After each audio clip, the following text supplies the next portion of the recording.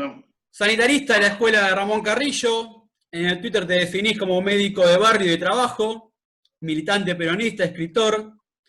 Sos profesor titular de la Universidad de Loma de Zamora y de la UBA, e integrás el comité de expertos de la provincia de Buenos Aires. La verdad que para hablar de política de salud con vos sos el indicado.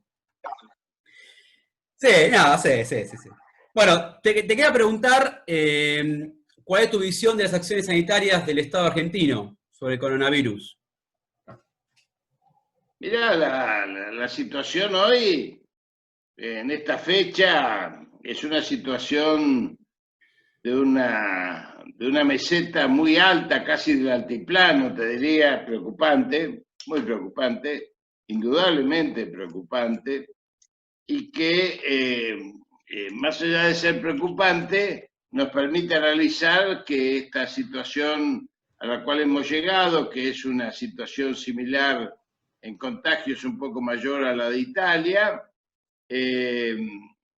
Italia tuvo 32.000 muertos, nosotros tuvimos 14.000, obviamente no es para festejar, 15.000, según los nuevos datos, no es para festejar, pero sí es para ver cómo las políticas sanitarias en manos del Estado, con programación estratégica, planificación estratégica, con una sala de situación mundial, regional y local funcionando, se puede ir siguiendo la evolución de la pandemia, y cómo con decisión política del gobierno se pudo, en un momento determinado, tomar ese 19 de marzo la decisión de la pandemia, de la cuarentena. En ese momento, 19 de marzo, había dos muertos en la Argentina por coronavirus, había 45, 50 contagiados, todos importados, con nexo epidemiológico, podíamos seguirlo, y Brasil tenía 5 muertos y 70. Hoy Brasil tiene 3,5 millones de contagiados y tiene casi 135.000 muertos. O sea que la Argentina, que se enfrentó el 10 de diciembre a dos epidemias que nos dejó el neoliberalismo, feroz, brutal e inhumano, la del sarampión por falta de vacunación de los niños, y la epidemia del dengue, que no fue en ningún momento trabajado como se debe trabajar el dengue, que no tiene vacuna, que dejó 57.400 internados, o mejor dicho, detectados durante esos 4 años de gobierno y 3.000 muertos. O sea que cuando uno habla de neoliberalismo tiene que hablar de los muertos. Y los muertos, hay muertos que no se pueden contar, como son los jubilados, los cuales se les sacaron los remedios. Entonces, el gobierno se enfrenta a la deuda interna y a la deuda externa que saca soberanía y capacidad de decisión política, y la deuda interna que hay que darle de comer a 5 millones de personas hambrientas y al 52% de los chicos con hambre, y respuesta a los jubilados y pensionados. Fíjense ustedes la diferencia que hoy hace esta decisión política que permite que haya en la Argentina, esto es contrafáctico por supuesto, pero permite que hoy en la Argentina haya caminando 30.000 personas que por ahí no iban a estar si no se tomaban estas decisiones políticas. Habrían estado muertos. Ahora, cuando el enemigo, digo enemigo a aquellos que ponen a los argentinos de rehenes, no los llamo enemigos a los adversarios políticos que no piensan como yo. Los que no piensan como yo, no piensan como yo. Pero aquellos que ponen a los argentinos de rehenes trabajando en contra de la cuarentena, agreden directamente a un tema sanitario. Entonces, por eso los llamo enemigos. Mirá, el límite más claro se cruzó, voy a poner un ejemplo de la política para que se entienda, pero el límite más claro se cruzó cuando Cambiemos sacó un comunicado donde acusaba a Cristina Fernández de Kirchner de ser la autora del asesinato de Fabián Gutiérrez allá en el sur y a Alberto Fernández de Amaral. ¿Cómo te sentás después a discutir? ¿Cómo te sentás a discutir cuando con una señora Bullrich cuando te dice que estuviste ocultando los muertos, que la cuarentena es eterna, que no sirve para nada, que estás hambriando a los... Estamos en situación de guerra, y esto es como decirle a los ingleses, ¿por qué corrían a los refugios cuando sonaban las sirenas? ¿Por qué no se quedaban de compras en el shopping? Estamos en guerra, señora Bullrich, estamos en guerra. Macri, estamos en guerra contra un virus y tenemos ahora la costa en la vista, porque hasta ahora estuvimos nadando en el mar para sobrevivir. Pero hace un mes, si vos querés después hablamos, tenemos la vacuna ahí cerquita. Entonces, estos sectores que atacan la cuarentena por la política, no por la sanidad, que invocan ejes que hoy se repiten anticuarentena en Alemania, España e Italia, y que son ejes filonazis, como por ejemplo la libertad. Y ahí me quiero detener un minuto. Sí, la libertad nunca es un hecho individual. La libertad es un hecho social. Y le voy a poner dos ejemplos. Si vos, Mauro, te querés ir de vacaciones a Tailandia, y vas a esa y decís, me voy a Tailandia. Bueno, muéstrame su pasaporte. No tengo pasaporte porque yo viajo cuando quiero, yo soy libre. Soy libre de viajar. Te dan un shot de cool que te ponen en el obelisco, ahí nomás, tiendas León mediante.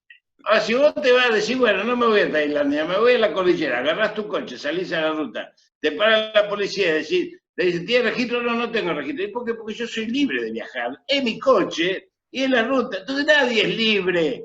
Y menos cuando está en juego la salud, donde vos además contagiás al prójimo. Entendámoslo. Esto desde el punto de vista sanitario, pero también desde el punto de vista social, porque se trata de recomponer el marco social solidario de una Argentina que ha sido bombardeada con el individualismo egoísta y meritocrático que tanto daño nos hizo socialmente. Claro, o sea, esa manera de naturalizar las muertes, como la del ébola, o que muera quien tenga que morir, como dijeron, ¿no? O sea, es una manera de naturalizar, no interesa la vida. Efecto manada. Claro. Efecto manada que algunos empresarios emplearon en la Argentina, Mauro. Te voy a poner el ejemplo del jefe de Morales. Morales, el gobernador de Jujuy, tiene un jefe, no sé si sabía. Se llama Blaquier. Sí. Se llama Blaquier. Blaquier tiene 1.500 empleados en el ingenio Ledesma. El mismo Blaquier de la noche de los apagones, el mismo Blaquier que colaboró en la desaparición de mi colega Aredes, el mismo Blaquier que desapareció 12 delegados. Bueno, en esta circunstancia, el Blaquier ordenó que entren todos a trabajar, efecto manada, que se contagien, que se tengan que contagiar y que mueran. 12 muertos, 300 contagiados. ¿Te gustó? Esto pasó en Libertador, en Jujuy, donde la cama hospitalaria tiene solamente 6 respiradores. Contagiaron a todo el pueblo, contagiaron a toda la provincia de Jujuy, porque son 1.500 trabajadores que entraron a trabajar con efecto manada. Y vos sabés que el 80% se contagia y lo cursa como una gripe, pero contagia mucho. El 15% tiene complicaciones y el 5% está en los grupos de riesgo más críticos que corren peligro de muerte. Sí, terrible, terrible, terrible. Antes hablaste de la vacuna. Te quería preguntar sobre la vacuna. Tengo entendido que ustedes desde la COPAL pidieron que salga sin patente, que se humanice, y pusieron de ejemplo al doctor Sabin. Exactamente. Nosotros trajimos, yo soy del comité de expertos de la COPAL, de la Confederación de Partidos Políticos Latinoamericanos, que cuando me dijeron, vas a integrar el panel de expertos de la COPAL, yo dije, no me jodan, perdonen la expresión, pero sobre el virus no hay expertos. Estamos todos aprendiendo, somos todos estudiantes. Seamos más humildes, ¿qué expertos? Nosotros no somos expertos. Yo no soy un experto que asesora a Kicillof en COVID-19. Soy un militante con experiencia que trata de transmitirle a Kicillof aquello que puedo darle como algunas impresiones, pero nada más, humildemente y desde un lugar muy claro. Entonces, a mí me da la impresión de que desde la COPAL, hace ya 3 meses, nosotros planteamos esto en un documento, hicimos 2 documentos. Un documento, el primero, que planteó cómo la pandemia, que además de ser una crisis sanitaria, desnudó una crisis civilizatoria en el mundo, una crisis que naturalizó la muerte de 24.000 personas por día desde hace 15 años, 8.000 de los cuales son niños, naturalizó la epidemia de ébola en África desde hace 5 años porque mata negros, entonces los negros parece que no cuentan para la cultura occidental, Naturalizó el calentamiento global, que es una de las causas por las cuales mutó el virus, aparentemente. Naturalizó la desertización de la tierra, el uso de los agrotóxicos, los fondos de inversión que arrasan soberanía porque son supranacionales, y medios hegemónicos que dejaron de decir la verdad y empezaron a plantear solamente la comunicación de sus intereses. Esto llevó al mundo a una situación invivible, sin duda, de prepotencia, de desplazamiento de seres humanos por millones, que los vimos flotar en el Mediterráneo. Y a mí me parecía que el mundo había naturalizado esto. Bueno, el virus puso esto en evidencia. Y puso en evidencia entonces la necesidad de ese primer documento que hicimos en la COPAL, de que el Estado fuese rejerarquizado como fue rejerarquizado en todo el mundo. El Estado, uno de los pilares del neoliberalismo parecía el Estado mínimo al servicio de la ayuda a los sectores privados y esas cosas. Ese Estado empezó a ser rejerarquizado en el mundo y se entendió que el Estado tiene que ser el ordenador, el gestor y el planificador, además del financiador de las políticas públicas. Nadie hubiese pensado hace menos de un año, que Angela Merkel se iba a quedar con empresas públicas, para que sean públicas, estatales, ni Francia, ni Italia con servicios públicos, ni que Estados Unidos estuviese hoy imprimiendo 4 veces y media su base monetaria, el M1, para darle respuesta económica a 36 millones de desocupados. Bueno, esto sucedió y sucedió por un virus, no por la lucha de los pueblos. Lo cual habla que hay un cambio de época, que no sé si el mundo va a ser mejor o peor, lo que estoy seguro que va a discutir sobre otros. Eso llevó a que discutamos sobre la vacuna, que sabíamos que iba a salir, porque el segundo eje que derrotó o hirió la crisis sanitaria fue que apenas se produjo la pandemia, casi todos los laboratorios de investigación del mundo, Mauro, comenzaron a abrir sus líneas de investigación. ¿Te imaginas? Para un investigador abrir su línea de investigación es como que Paolo Roca te abre los papeles de Techín en Luxemburgo con los balances al día. No, igual, posible. Bueno, sin embargo, los institutos y laboratorios de investigación lo hicieron por la humanidad. Ahí fue cuando sacamos el documento de que la vacuna tenía que ser de accesibilidad absoluta, universal. Y como cuando le dijeron a Sabin si la quería patentar, dijo, ¿acaso se puede patentar el sol? Más o menos como la respuesta que dio Miguel Ángel cuando le preguntaron cómo había hecho para hacer esa pieza tan hermosa que es la Piedad. Y Miguel Ángel, con esa humanidad trascendente que recorre los siglos, dijo, yo solamente saqué el mármol que sobraba. Esa pieza estaba ahí. Qué humildad. Bueno, la vacuna es humildad. La vacuna está ahí, solamente hay que tenerla. Y eso hoy hace que tengamos la playa tan próxima y eso hace que se redoblen los ataques. Porque si el país llega a la playa sobreviviendo, el enemigo quiere que nos ahoguemos antes de llegar a la orilla, y si nosotros sobrevivimos, ya tenemos los planes, así como tuvimos los planes económicos desplegados para distribuir 12 millones de bolsones de comida, 9 millones y medio de IFE, que será poco, dicen, son 10.000 pesos. 10.000 pesos son 4 compras semanales para una familia tipo, son 2.500 pesos por semana. Es poco, sí, en una economía de guerra para sobrevivir es poco, sí, es mucho, no sé. Cuando uno sobrevive en una guerra dice, gracias a Dios estoy vivo. No, gracias a Dios estoy más gordo, no, gracias a Dios me compré esta pilcha, no, gracias a Dios. Uno sobrevive en esta guerra. Se instrumentaron, fíjate vos, estamos hablando de 9 millones y medio de IFE sobre 16 millones de familias que hay en el país. El país es 16 millones de familias, o sea, estamos más allá del 50% de las familias argentinas asistidas, con 3 millones y medio de trabajadores a los cuales se paga el salario, el 50% a los empresarios, para que no despidan, más los créditos. Yo no digo que vivimos en un mundo ideal, nos falta mucho. ¿Cómo va a ser ideal una guerra? Nunca una guerra es ideal.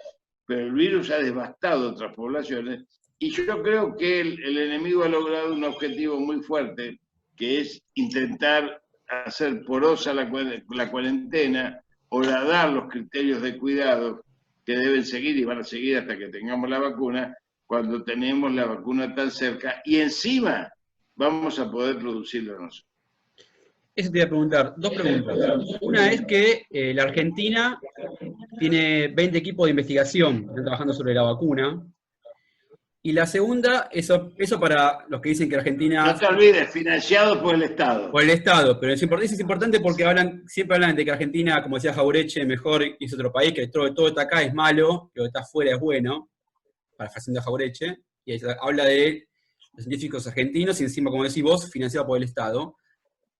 Y la segunda, eso habla de la importancia del Estado, y la segunda pregunta es, desconociendo, y te pregunto como sanitarista, es, una vacuna tarda varios años en desarrollarse, ¿no? Entonces, ¿cómo puede ser tan viable una vacuna en tan poco tiempo? Que ojalá, ¿no? Pero te pregunto como sanitarista. Cuando te lo explique lo vas a entender. A ver. Antes que eso, voy a decirte... No, primero te explico. En este momento hay 137 laboratorios en el mundo desarrollando vacunas, de las cuales vos dijiste bien, 20 son nuestros. Esos 20 nuestros están financiados con $100.000 cada uno a lo largo del tiempo. No se les dio los $100.000 porque no lo tenemos, pero a medida que avancen en la investigación. Uno de ellos, incluso en Córdoba, está desarrollando una vacuna oral. Así que los 137, la mayoría, están en fase 1 y fase 2. Hay 28 o 29, pero mejor dicho, que están en fase 3. ¿Qué es fase 1 y fase 2? Y ahí viene la explicación para que vos entiendas. La fase 1 y la fase 2 demuestra que la vacuna elaborada, producida, no hace daño. Lo primero, no hace daño al organismo. Lo segundo, fase 2, de las dos, es que esa vacuna que vos colocaste produce anticuerpos. Todavía no sabés ni en qué cantidad, ni cómo, ni cuánto duran, pero produce anticuerpos. Anticuerpos para ese coronavirus que vos estás tratando de comer. La fase 3 se hace con voluntarios, con cientos de miles de voluntarios en todo el mundo. Ya tenemos cientos de miles de inyectados en todo el mundo. Yo no sé si no estamos cerca del 1.000.000 ya de inyectados en todo el mundo. Mira vos.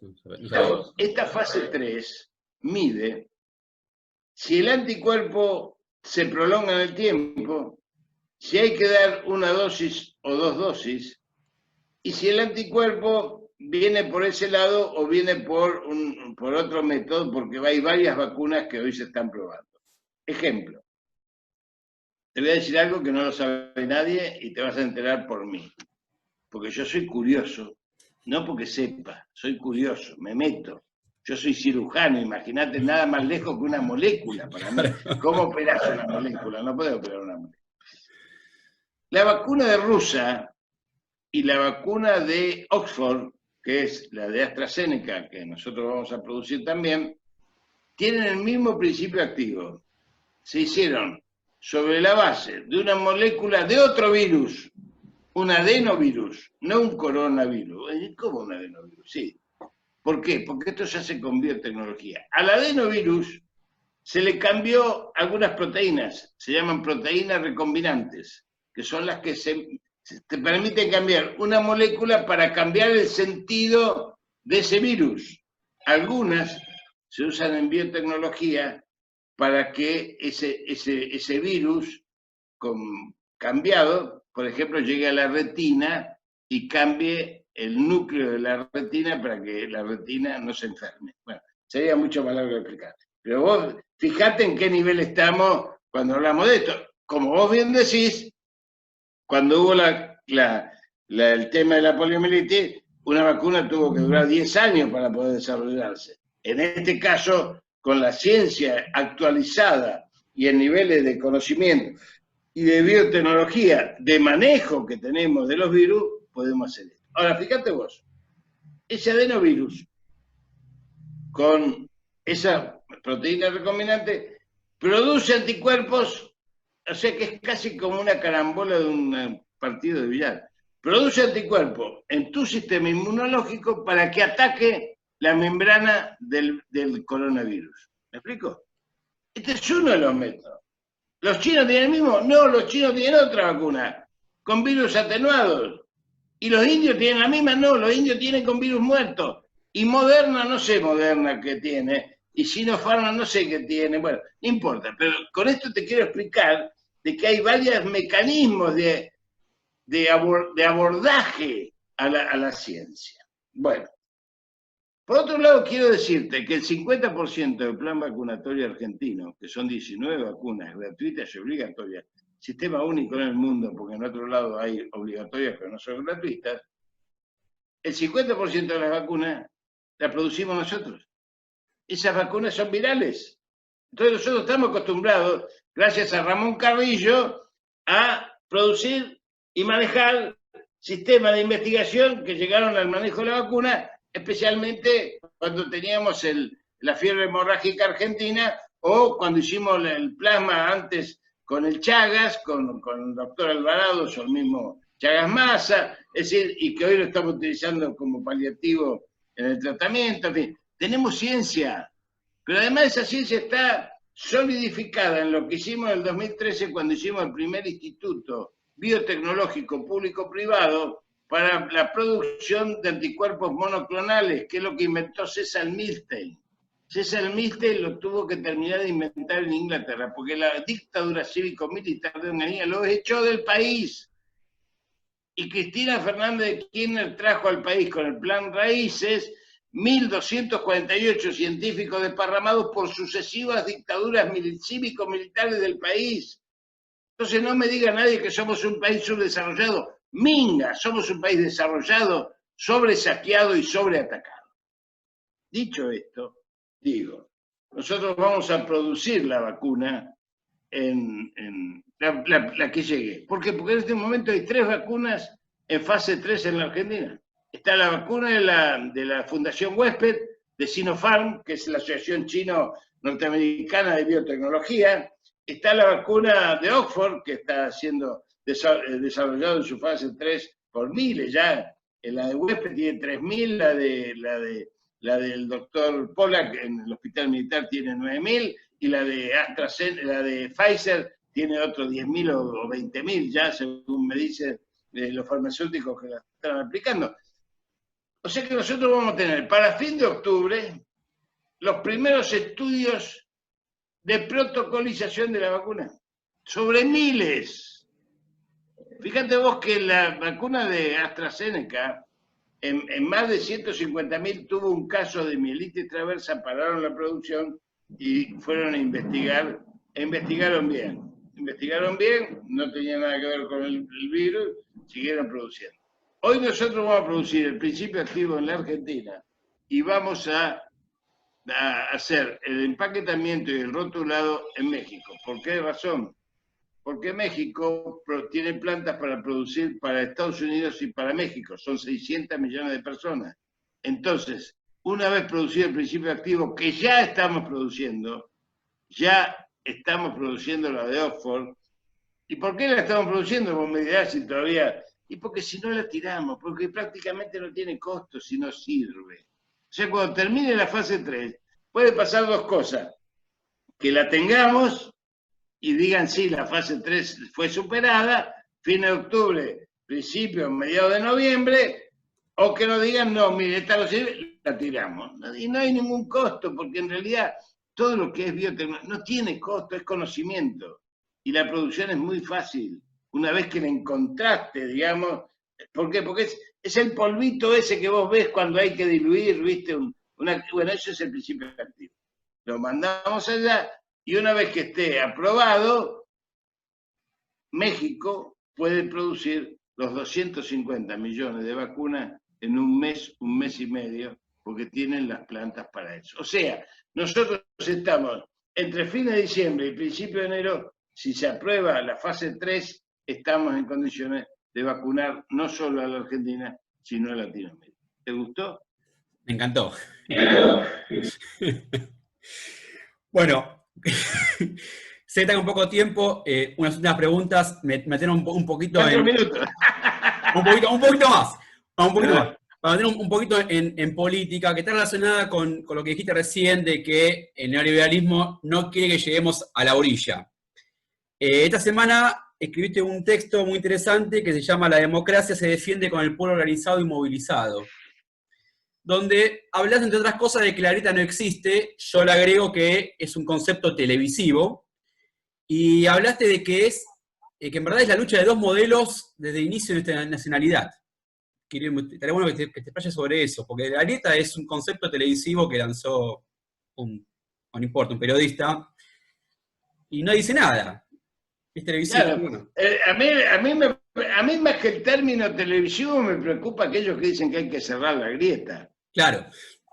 Porque en realidad, si vos discutís, yo discuto con vos, Mauro, y tenemos dos concepciones de país, discutamos cuáles son las concepciones del país y cuál es el instrumento que nos damos para respetarnos entre nosotros, que es la democracia. Ahora, si vos me mentís desde la historia, con Mitre a la cabeza, diciéndome que civilización es todo lo que viene de afuera y barbarie es lo que somos todos nosotros. Yo no te veo bárbaro, te veo bárbaro, sí, pero de salud, igual que a la compañera que ve ahí, digamos.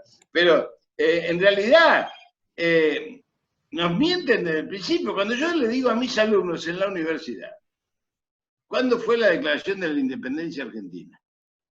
Y me dicen todos, 9 de julio de 1816. ¡No! Nunca hubo declaración de la independencia argentina. Fue de las Provincias Unidas de Sudamérica. Y se escribió en 4 idiomas: español, aymara, quechua y guaraní. ¿Por qué? Porque los congresales hablaban aymara, quechua y guaraní. Quintana era de Misque, Bolivia, y Sánchez de Bustamante, alto peruano. ¿Por qué entierra esto Mitre? ¿Por qué no dice Mitre que un año antes de 1816 la Liga de los Pueblos Libres con Artigas, Misiones, Corrientes, Entre Ríos, Santa Fe, Santiago del Estero, Córdoba y la Banda Oriental declaran la independencia en Concepción del Uruguay, Entre Ríos? 1815, 29 de junio de 1815, o 29 de abril, no me acuerdo bien. Entonces, cuando hay esa tergiversación de la historia, vos decís, si algo está pasando, acá hay algo bajo el poncho, diría el paisano, ¿no es cierto? Bueno, entonces uno se pone a revisar y te enterás que el 25 de mayo de 1810 fue con 400 invitaciones. Vos decís, ¿cómo una revolución con 400 invitaciones? Es que no fue una revolución, nos declarábamos autogestionarios de las Cortes de Cádiz, por eso la bandera española estuvo en el fuerte hasta 1813, y por eso recibió un Chirlo Belgrano cuando hizo una bandera del ejército en las barrancas de Rosario. Todo esto, por eso fue San Martín declarado traidor a la patria, por eso fue Artigas traidor a la patria, por eso Bolívar fue, porque todos pensaban en la patria grande. Entonces cuando uno se da cuenta que Estados Unidos, el imperio anglosajón, primero los ingleses, ellos lo único que querían era que no se junte América Latina, que no hubiese Estados Unidos latinoamericanos. Y lo primero que hacen para ir a la realidad de hoy es disolver el UNASUR con el Grupo de Lima, atacando a 3 países. Uno se da cuenta cómo es la maniobra. Si no te querés dar cuenta, si querés vivir en un frasco, es un problema tuyo. Pero los federales del Chacho Peñalosa, 1500 fueron pasados de huello para construir esa supuesta Argentina moderna, decente, de los Mitre y los Roca. Porque cuando se pelean Mitre y Roca son parte de la pelea de las oligarquías entre la porteña y el interior. No es parte de la lucha de los pueblos contra el porteñismo. Por eso muchos se asombran cuando van al interior del país, al interior se dice, al interior de las provincias, y en las provincias te dicen, ¿de dónde venís? De porteño. Mira, ¿por qué no te volvés? No te pueden ni ver, porque siempre fueron manipulados, siempre fueron atacados. Los ejércitos nacionales recorrieron las provincias matando a los caudillos locales y sometiendo a las provincias. Entonces, se trata, eso es una grieta, no, son modelos de país, un modelo pro-británico, sumiso, claudicante, el modelo del coloniaje, y el modelo nacional, popular, latinoamericano, de esa identidad. Y con esto termino, esa conciencia que siempre ha sido denigrada. Yo A mis alumnos siempre les pregunto, ¿de dónde leen filosofía? Hegel. Ajá. ¿Y por qué no leen Rodolfo Kusch o Fermín Chávez? Nadie leyó Vasconcellos, nadie leyó Rubén Martí, Ortiz de Cuba también, Rubén Darío, Pensadores, Mariátegui, Belandúe, Rodó. Uno va a Uruguay y dice el Parque Rodó. ¿Y quién es Rodó? Rodó creó un movimiento latinoamericanista que fue el arielismo. Nuestro Manuel Ugarte, creador, fundador del Partido Socialista, echado del Partido Socialista por latinoamericanista, rescatado por Perón y puesto de embajador en México en el año 50. Entonces, uno dice, ¿qué grieta, bombardeo del 55, derogación de una constitución nacional por un decreto, fusilamiento de los camaradas. ¿Quién puso los muertos? 30.000 desaparecidos. Vamos, muchachos. Nosotros siempre fuimos por las urnas, siempre fuimos por las instituciones, demasiado prolijos, demasiado, para mi gusto, porque el Estado que nos dejan cuando te entregan el gobierno es un Estado del coloniaje. Y hay que darlo vuelta. Cuando vos empezás a darlo vuelta, te dicen que estás atacando las instituciones. Con el voto nunca se atacan las instituciones. Con el voto del pueblo en el Parlamento tampoco se atacan las instituciones. Y sin embargo te dicen, como decía La Nación el otro día, la Clarín, La Nación, las 2 fragatas misilísticas que tiene el enemigo para deteriorar la cuarentena o para atacar el gobierno con maniobras golpistas y destituyentes, te dicen, la reforma judicial es anticonstitucional. ¿Cómo se va a discutir en el Congreso? ¿Qué estás opinando por la Corte? Sí, porque la Corte ya está viendo cómo es de alguna manera manejada como poder aristocrático que no lo vota nadie para ver si puede ser manipulado, que declare inconstitucional una reforma judicial como hicieron con la anterior de Cristina Fernández de Kirchner. ¿Querés sacar un impuesto a la riqueza? No podés. ¿Querés sacar un DNU con las redes? Te lo quieren declarar inconstitucional. Te quieren impedir gobernar. Entonces este Estado es un Estado del coloniaje. Y como decía Jaureche, bien, nosotros tenemos que acostumbrarnos a que no tenemos que cambiar de collar, sino dejar de ser perro. Por eso la discusión post-pandémica es una discusión que va a tener nuevos ejes. No sé si el mundo va a ser mejor o peor, pero va a tener nuevos ejes. Y el eje nuestro es el eje biocéntrico, es el eje de la construcción alrededor de los seres humanos y la naturaleza, es el eje que recupere los valores y es el eje que nos asiente en esa identidad americana, mestiza, morena, criolla, profunda, que nos va a hacer seguramente recrear la patria latinoamericana. Y cuando digo matria, con esto termino, te explico por qué. Porque la patria es la identidad cultural de la transmisión oral, de las costumbres, de la familia, de las religiones, pero la matria es la que hace parir los alimentos y el agua dulce, la que nos da vida. Por eso es patria matria, y esto tienen muy claro los pueblos originarios con la Pachamama. Impresionante, impresionante. Una última pregunta te hago, ¿puede ser? Sos falluto. No, la última. No, porque es producto de la herencia del 10 de diciembre. Vos en febrero iniciaste una huelga de hambre por la liberación de los presos políticos. Entre ellos, bueno, por la compañera Milagro Sala, una reflexión sobre eso.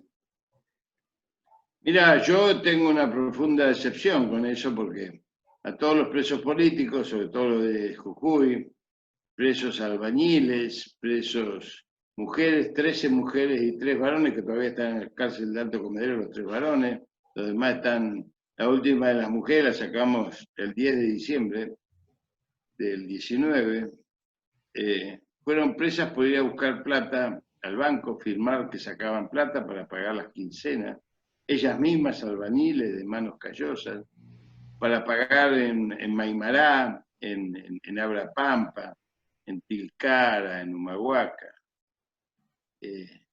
Solamente la criminalidad mediática de TN y Canal 13 pudo convertir eso en un hecho delictivo, y solamente la oligarquía y el odio racial a Tupac y a la cultura colla pudo convertir eso en un juicio que se llamó a los pibes chorros.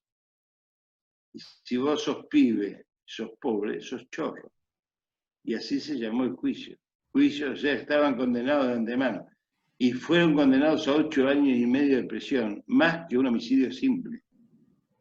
Estas personas que todavía están detenidas, durante todos estos años que yo las visité como médico, pero también como compañero, que pasé largas horas en las prisiones con ellos, siempre les dije que no los iba a sacar la justicia, los iba a sacar la política.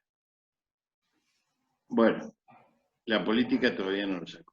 Este es mi gran dolor, este es no solamente mío, de muchos compañeros que creemos, porque yo también soy médico y lo ayudé también a los certificados para el Gordo del Liga, compañero, amigo, incluso para Ricardo Jaime, para todos los presos políticos en la Argentina son presos políticos, porque otros argentinos, en la misma condición judicial, con la misma imputación judicial, con la misma condena en primer nivel que tuviesen, no están presos. Entonces son todos presos políticos. Porque si los demás no están presos, y ellos sí están presos, es porque fueron parte de un gobierno peronista. Y hoy se está cayendo todas las falacias construidas alrededor de un relato hecho por los servicios de informaciones, y ya sabemos que el motorman desactivó los frenos, que el que entregó el tren fue asesinado de 8 balazos, y sin embargo está preso Devido por eso, Julio Devido, y el otro muchacho, y también algunos compañeros. Está Schiavi todavía en la cárcel por eso, está Ricardo Jaime todavía en la cárcel por eso, y la verdad es que uno dice, ¿cómo puede ser? ¿Cómo puede ser que Bonadío le haya impedido salir del país a Timerman? Que se haya muerto Timerman, que se iba a morir igual probablemente. Pobrecito. Pero ese ensañamiento, esa criminalidad, nosotros tenemos que humanizar la política y democratizar el poder. Y evitar que estos canallas vuelvan alguna vez al gobierno. Por eso no digo los que no piensan como nosotros, digo la canalla del neoliberalismo nunca más. Eso que transformaron la financiarización de la economía en un hecho en sí mismo. El capital dejó de ser algo para producir bienes, servicios y productos y pasó a ser simplemente una herramienta de extorsión de los pueblos.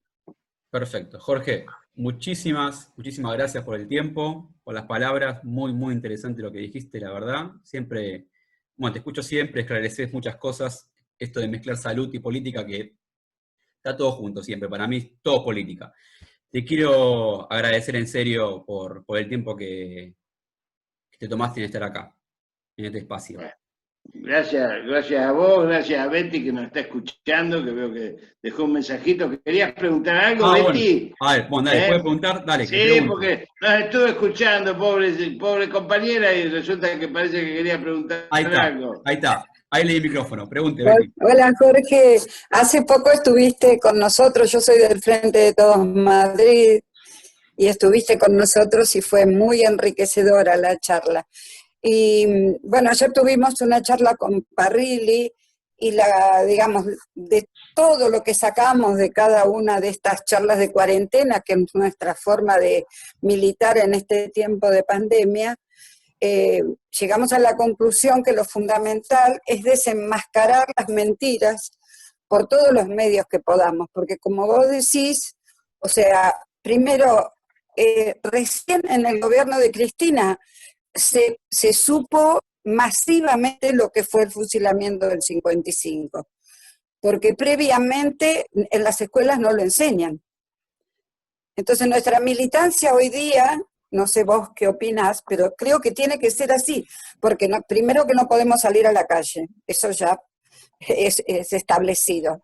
Entonces la cuestión es en las redes, como tarea militante, desenmascarar las mentiras y trabajar con los nuestros de adentro, que a veces tienen dudas, y bueno, hacer ese trabajo militante, me parece, ¿no?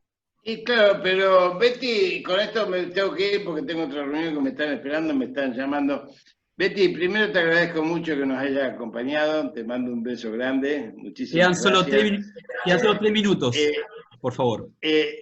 y lo que te digo es, la batalla cultural se gana en la Argentina derrotando a Mitre. Basta de civilización y barbarie.